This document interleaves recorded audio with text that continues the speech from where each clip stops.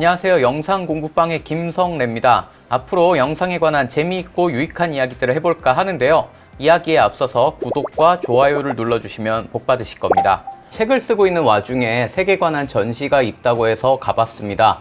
뮤지엄 오브 컬러라는 전시입니다. 11월 말부터 진행을 했으니까요. 한 달 정도 지난 전시입니다. 성수동 S팩토리에서 전시 중입니다. 왜 팩토리인가 했더니 진짜 공장을 리모델링한 공간인 듯 합니다. 보시는 것처럼 입구가 2층입니다. 2층부터 시작해서 1층으로 안에서 돌아서 내려오는 방식으로 되어 있습니다. 제가 사진을 잘 못 찍었지만 실제로 가서 보시면 훨씬 더 선명하고 멋진 이미지들을 보실 수가 있습니다. 인내심을 가지게 친구.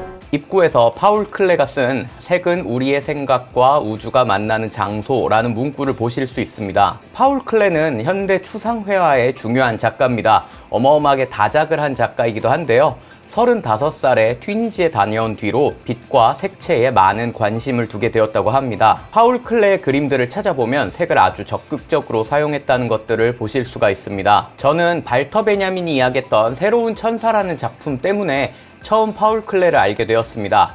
밝지 않은 내용으로 기억하고 있어서 되게 무거운 그림을 그리는 작가로 알고 있었는데요. 이번에 찾아보면서 아이들이 그린 것 같은 그림도 많이 그렸구나 하는 것도 새롭게 알게 되었습니다.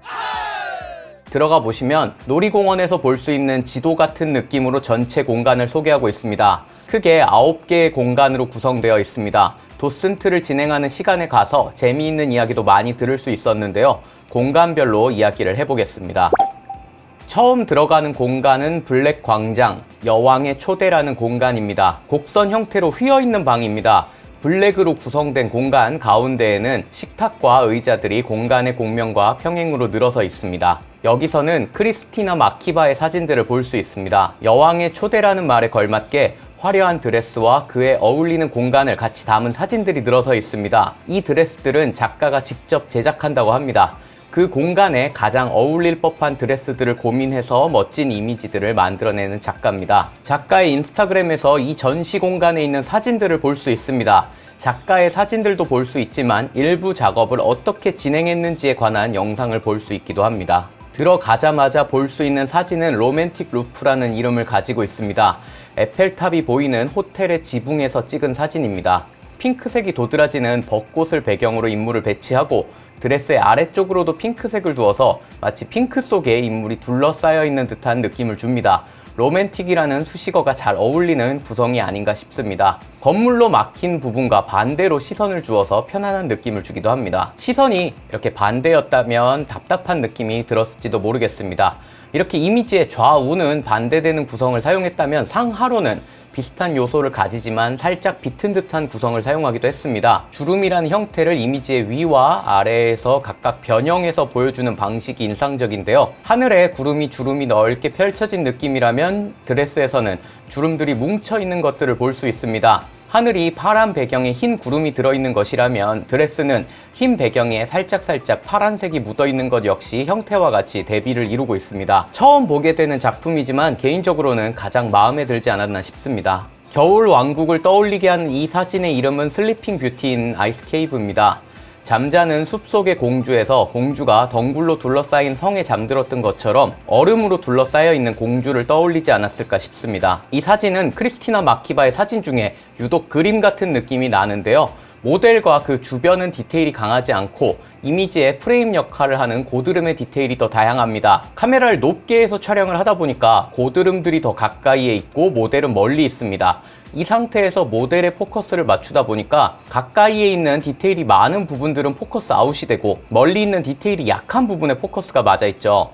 게다가 전체적으로 흰색과 파란색의 비교적 단순한 색상 조합으로 여러 개의 면이 조합되어 있는 것처럼 보이다 보니까 다른 그림들에 비해서 상대적으로 이미지가 덜 또렷해 보입니다. 그래서 모델의 얼굴을 제외한 나머지 부분이 마치 유화의 부드러운 붓터치로 그려진 그림 같아 보입니다. 어떠세요? 아주 쉽죠? 그림 외적인 이야기를 좀 해보자면 이 사진은 바이칼 호수에서 촬영했다고 합니다. 도슨트 하시는 분께 모델이 동생이란 이야기도 들었습니다. 파인딩 네버랜드란 이름을 가진 이 작품에서도 동생을 모델로 썼다고 합니다. 라벤더가 가득한 프로방스에서 촬영을 했다고 합니다. 앞서 잠자는 얼음의 공주에서 파란색을 주색으로 사용했다면 이 사진에서는 보라색을 주색으로 사용했습니다. 보라색과 가까운 색의 드레스도 멋지지만 흩날리는 입자들이 빛을 받아서 이미지에 운동감을 더해주고 있습니다. 이렇게 유사 색상들로 인해서 편안함을 주는 동시에 명도 대비를 통해서 이미지가 심심해지는 것을 막는 방식 역시 색 보정을 할 때도 효과적으로 사용할 수 있는 방식이 아닐까 싶습니다. 큰 사진을 따로 찍지는 않았습니다만 여기 보신 것처럼 빨강과 파랑이 대비되는 색상 대비를 보여주는 사진도 있습니다. 버드 오브 데저트라는 작품인데요. 로맨틱 루프에서 봤던 양떼 구름이 있는 하늘과 마찬가지로 하단에는 주름이 강조되는 빨간 드레스가 보입니다. 이 사진에서도 인물 주변에는 피부색과 비슷한 모래들이 있어가지고 인물이 따로 두드러지는 느낌은 아니지만 구름이나 모래, 드레스의 질감이 도드라지기 때문에 심심하지 않게 보실 수 있습니다.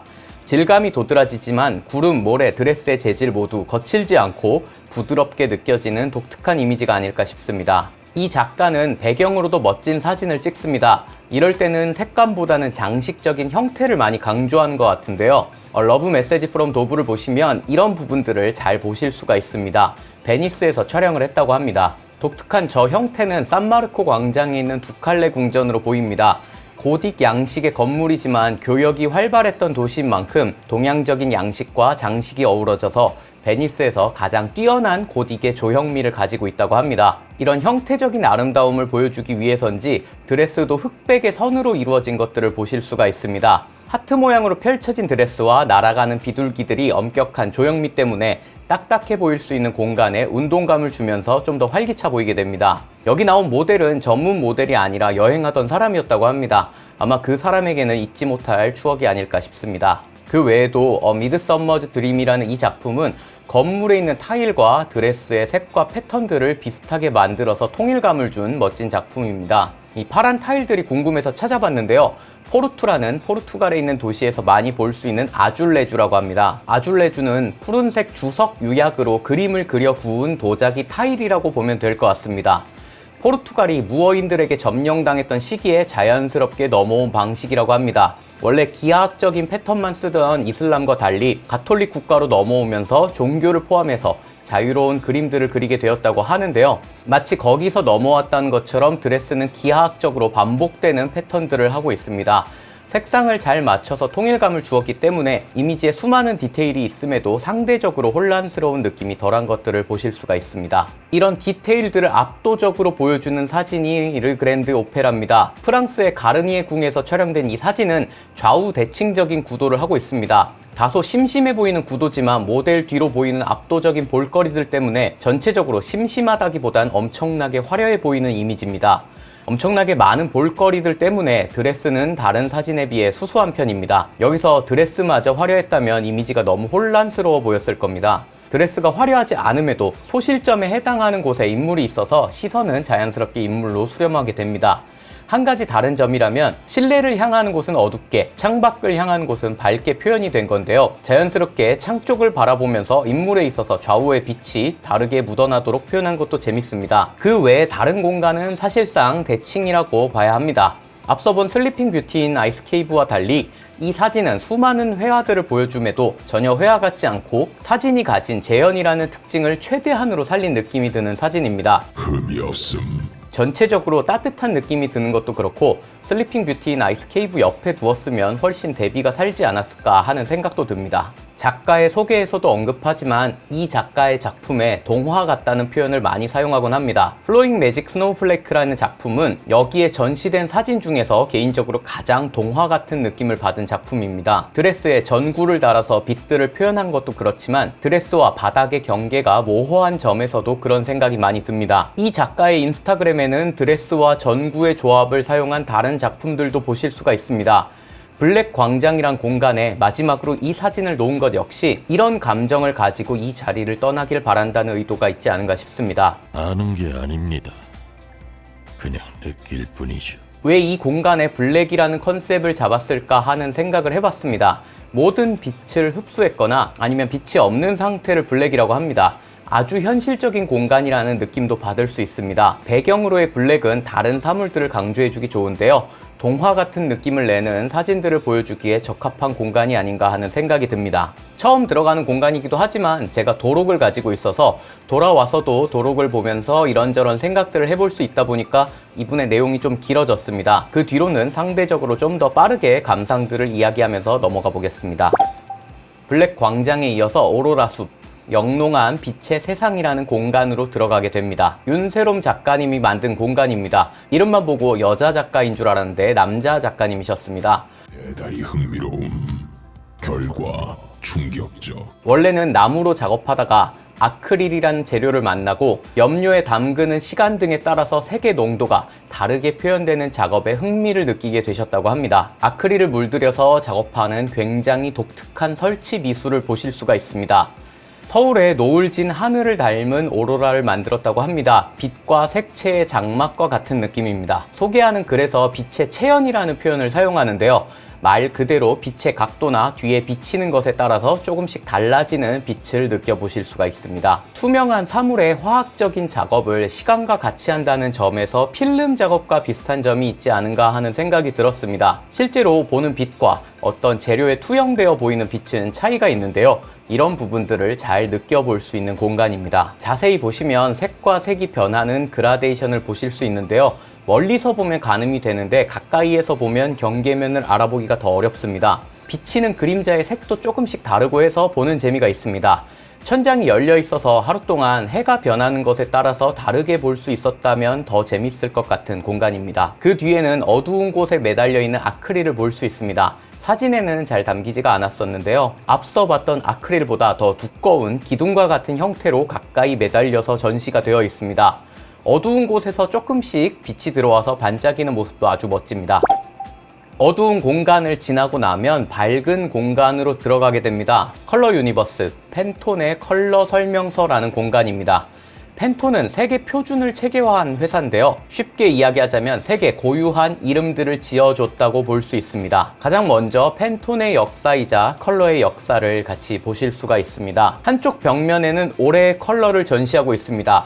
매년 발표하는 올해의 컬러는 디자인이나 패션 업계에서는 신경을 많이 쓰는 것으로 알고 있습니다. 각 색에 붙은 이름들이 재미있는데요. 수많은 색에 이름을 붙이는 과정 역시 쉽지 않아 보입니다. 2020년 올해의 컬러도 확인할 수 있습니다. 클래식 블루, 말 그대로 전형적인 파란색입니다. 팬톤 사이트에 들어가 보면 신뢰와 믿음이 필요한 시대에 견고하고 신뢰할 수 있는 색을 골랐다는 내용을 볼 수 있습니다. 요즘의 흐름으로 봤을 때 잘 맞는 색이 아닌가 싶습니다. 엑셀렌트! 개인적으로 팬톤에서 가장 인상 깊었던 거는 재료별로 색상을 표현하는 것이었습니다. 같은 색도 직물이나 플라스틱과 같이 색을 입히는 재료가 달라지면 조금씩 다르게 보일 수밖에 없는데요. 이런 부분들을 최소화하기 위해서 종이, 직물, 투명 플라스틱, 불투명 플라스틱 등 다양한 재료별로 색상을 지정한 것이 눈에 띄었습니다. 어떻게 보면 고집스러워 보이기도 하지만 표준을 만드는 작업에는 이런 고집도 필요하지 않은가 하는 생각이 듭니다. 각 색의 이름을 지을 때 그 색에 관련된 어떤 이야기들이 있지 않을까 하는 생각이 들었는데요. 이 공간을 보고 있으면 컬러의 말이란 책이 떠오릅니다.